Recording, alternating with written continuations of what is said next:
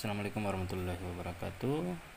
Hari ini kita masuk di materi awal untuk mata kuliah statistika. Nah, di sini kita akan bahas tentang statistika deskriptif dan fokus pada ukuran pemusatan data. Jadi kita akan fokus di sini ukuran pemusatan data. Nah, sebelumnya kita berangkat dulu dari definisi statistik deskriptif itu sendiri. Statistik deskriptif adalah metode-metode yang berkaitan dengan pengumpulan dan penyajian suatu gugus data sehingga bisa memberikan informasi yang berguna. Jadi di sini kita berkaitan dengan metode-metode yang akan kita gunakan berkaitan dengan pengumpulan dan penyajian suatu data sehingga memberikan informasi yang berguna. Kemudian dalam statistika deskriptif itu ada dua jenis data yang akan dipelajari. Yang pertama ada dinamakan dengan data tunggal, kemudian yang kedua ada dinamakan dengan data berkelompok. Nah, adapun untuk data tunggal adalah data statistika yang masing-masing angkanya merupakan satu unit, satu kesatuan. Dengan kata lain, datanya tidak dikelompok-kelompokkan. Contoh nilai ujian MIT 8 mahasiswa. Ya, setelah kita periksa nilai ujian MIT-nya, mahasiswa pertama kita dapatkan 80, kemudian mahasiswa kedua 65, mahasiswa ketiga, keempat, kelima, keenam, ketujuh, kedelapan, masing-masing memiliki nilai seperti ini. Jadi ini dinamakan data tunggal. Kemudian data berkelompok adalah data statistika yang tiap-tiap unitnya terdiri dari kelompok angka. Contoh nilai ujian mahasiswa yang tadi di atas kita bisa bawa ke dalam bentuk data berkelompok. Misal nilai mahasiswa antara 81 sampai dengan 100. Ya, jadi kita lihat di sini antara 81 masuk ini. Jadi jumlah mahasiswanya ada 1 orang.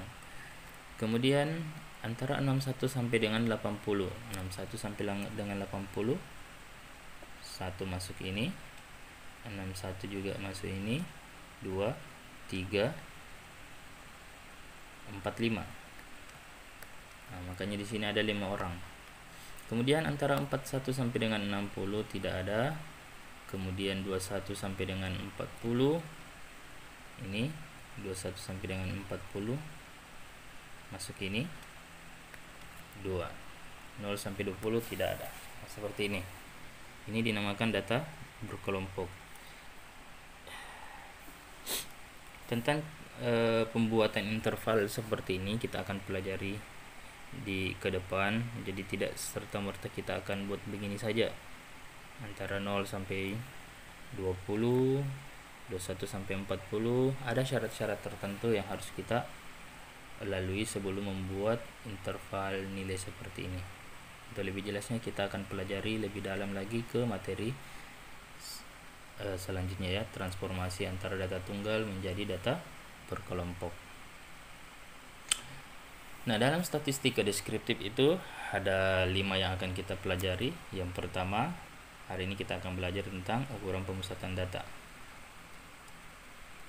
Ini yang pertama, kemudian ukuran letak data, kemudian ukuran penyebaran data, penyajian data, dan distribusi frekuensi. Nah, untuk materi pertama kita akan belajar tentang ukuran pemusatan data. Nah, dalam ukuran pemusatan data, dan di sini kita masih berbicara mengenai masalah data tunggal. Kita akan belajar tentang mean, median, dan modus. Mean itu sama saja dengan nilai rata-rata. Kemudian median itu adalah nilai tengah. Kemudian modus itu adalah nilai yang frekuensinya paling besar, nilai frekuensi terbesar. Ada yang pertama, mean data tunggal. Untuk mean data tunggal didefinisikan sebagai jumlah semua datum dibagi dengan banyaknya datum. Jadi kalau istilah datum ini perbedaan antara datum dengan data. Datum itu satu ya, kalau data itu adalah kumpulan datum-datum.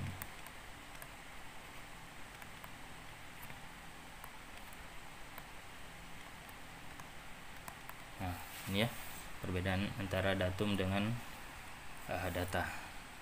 Mean didefinisikan sebagai jumlah semua datum dibagi dengan banyaknya datum. Misalnya secara kuantitatif terdapat datum X1, datum pertama maksudnya ya, X2 datum kedua, X3 datum ketiga sampai dengan Xn. Maka mean data tersebut adalah, kita bisa menentukan meannya seperti ini. Adapun ini X dibaca sebagai X bar atau menunjukkan rata-rata. Jadi ini simbolnya untuk rata-rata mean. X bar sama dengan, jadi kita untuk menentukan meannya itu tinggal kita jumlahkan semua datum pertama tambah datum kedua tambah datum ketiga sampai dengan datum terakhir dibagi dengan n. Jadi kita bisa sederhanakan rumus ini menjadi bentuk simbol seperti ini. Sigma itu adalah simbol penjumlahan. Sigma I berjalan dari 1 sampai dengan n, XI. Ini dari 1 sampai dengan n. X1 karena simbol sigma di sini maka ditambah X2 tambah X3 dan seterusnya sampai dengan Xn. Nah, sama saja ini kita sederhanakan seperti ini. Dibagi dengan n. Oke. Jadi ini rumusnya untuk mean atau rata-rata. Selanjutnya, median. Median itu adalah didefinisikan sebagai suatu nilai yang membagi dua data yang telah diurutkan dari yang terkecil ke terbesar menjadi dua bagian yang sama banyak. Jadi syaratnya untuk median itu harus diurutkan dari terkecil ke terbesar. Kapan tidak diurutkan, maka proses yang akan kita kerjakan itu salah. Ya, harus diurutkan terlebih dahulu dari terbesar ke terkecil. Misalnya suatu data telah diurutkan X1, X2, X3 sampai dengan Xn. Jadinya di mana X1 itu pasti lebih kecil dari X2 atau boleh jadi X1-nya itu sama dengan X2, sama besar. Tapi tidak mungkin X2-nya ini besar dari X2-nya ini kecil dibanding dengan X1. Begitu berturut-turut, tinggal kita lihat saja yang mana paling kecil kita simpan di datum pertama, terkecil kedua kita simpan di datum kedua dan seterusnya. Maka nilai median dapat dirumuskan menjadi sebagai berikut. Jika n, jadi ada dua di sini.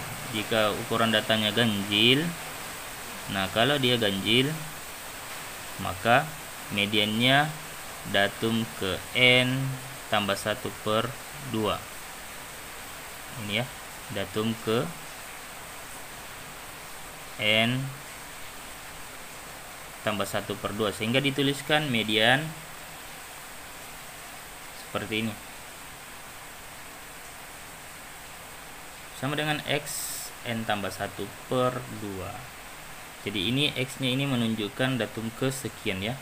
Jadi kalau kita dapatkan nanti di sini operasinya n nya banyaknya datum, misalnya 5 tambah 1, jadi jumlahkan dulu ya, 5 tambah 1 6, 6 bagi 2 3. Jadi yang kita dapat adalah X3.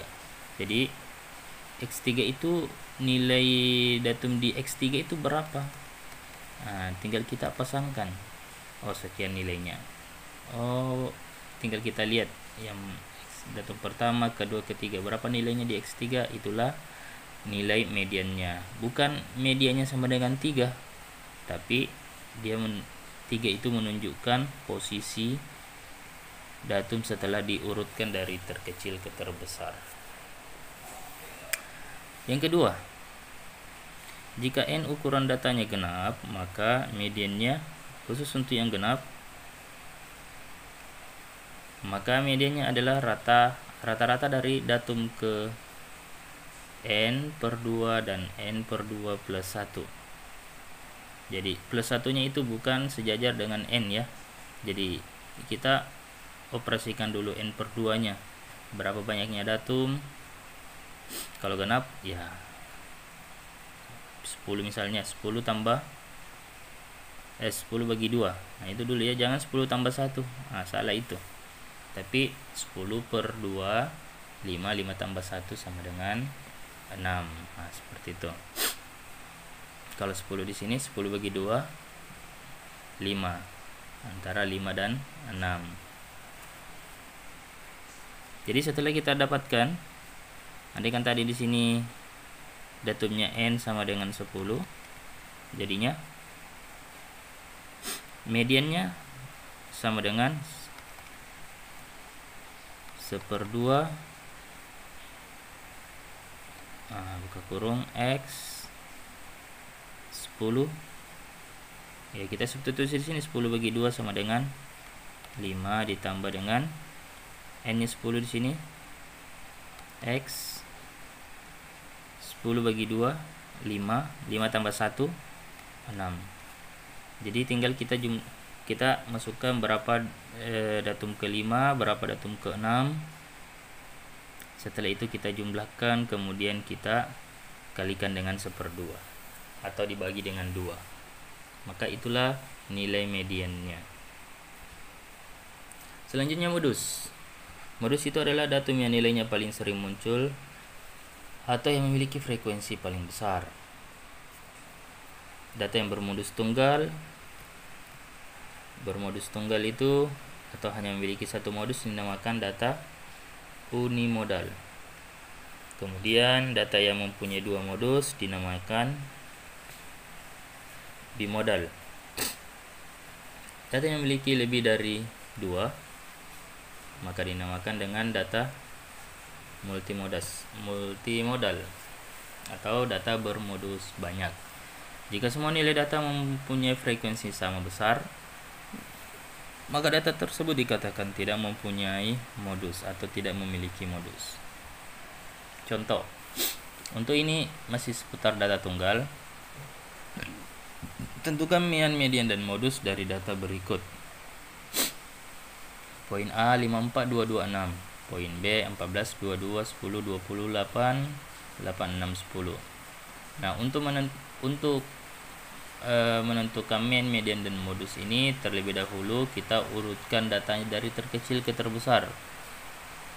Namun kalau untuk menghitung mean, sebenarnya walaupun kita tidak urutkan, maka hasilnya pun akan tetap sama setelah diurutkan. Untuk menghitung mean ya, tidak terpengaruh dengan harus diurutkan atau tidak. Adapun kalau untuk median ya harus diurutkan, modus pun tidak perlu ya. Nah, biasanya mahasiswa itu kalau gara-gara langsung kerjakan meannya tanpa diurutkan, kelupaan untuk mengurutkan di bagian median, makanya salah pasti di mediannya. Nah, untuk jaga-jaga mending kita urutkan data terlebih dahulu dari terkecil ke terbesar. Nah, data setelah diurutkan maka kita peroleh seperti ini. Yang paling kecil di sini 2, kemudian 2, kemudian 4, 5, 6 ini ya. 2, 2, 4, 5, 6. Oke. Nah, untuk menentukan meannya, X bar sama dengan datum-datumnya kita jumlahkan. Nah, datum pertama, datum kedua, datum ketiga, datum keempat, datum kelima dibagi dengan banyaknya datum.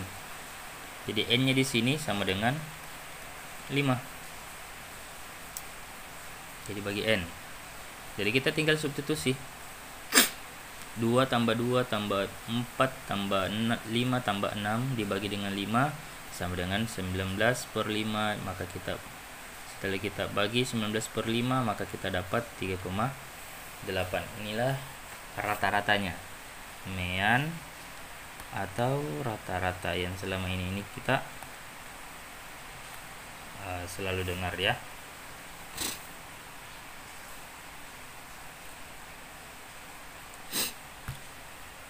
Nah, selanjutnya data tunggal. Untuk mencari median data tunggal.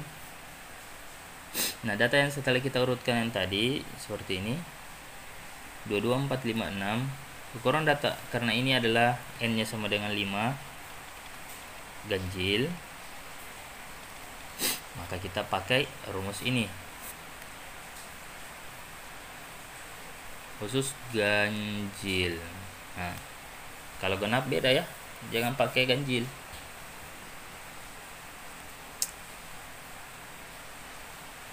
Median sama dengan X N tambah 1/2 ya. Ini rumusnya. Median sama dengan X N tambah 1/2. N nya sama dengan 5. Hanya di sini 5. 5 tambah 1 6. 6 bagi 2 3. Jadi kita dapat X3 di sini. Bukan mediannya sama dengan 3, tapi X3 ini merujuk posisi datum ketiga. Datum pertama, kedua, ketiga. Jadi berapa X3 nya sama dengan 4. Makanya di sini mediannya sama dengan 4.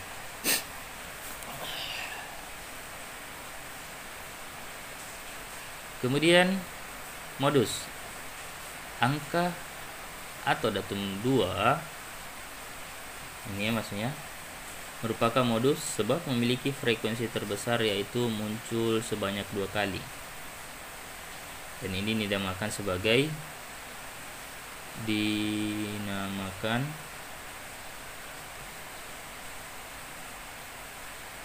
unimodal.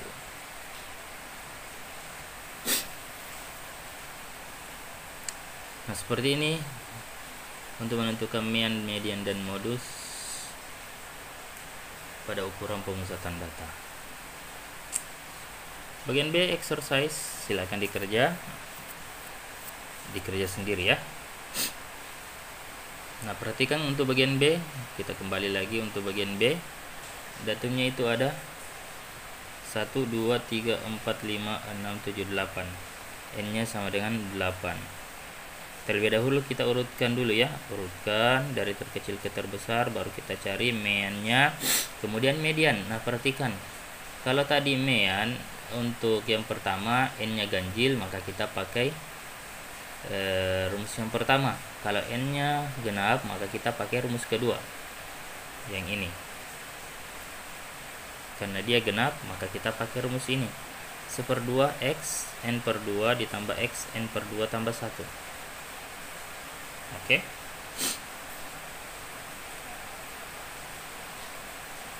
Ya, silakan dikerjakan sendiri ini. Berikutnya tentukan modus dan jenisnya. 1, 2, 3, 4, 5, 5, 6. Ini adalah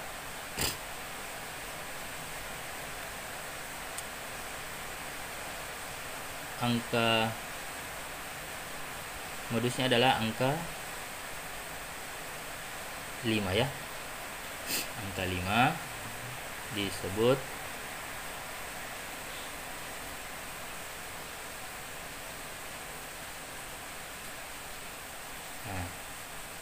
modusnya angka 5 disebut unimodal. Bagian B, 1, 2, 3, 4, 4, 5, 5, 6. Ini modusnya angka 4 dan 5 disebut multimodal karena memiliki dua modus. C, modusnya 1 2 3 3 4 4 5 5 6. Modusnya angka 3 4 dan 5 disebut multimodal. Kemudian D, 1 2 2 3 3 4 4 5 5 6. Modusnya itu adalah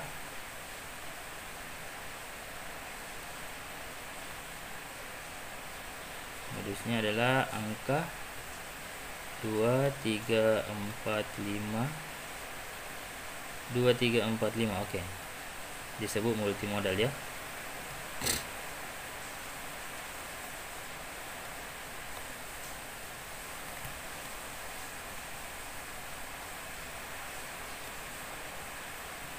Kemudian ini 1 1 2 2 3 3 4 4 5 5. Modusnya adalah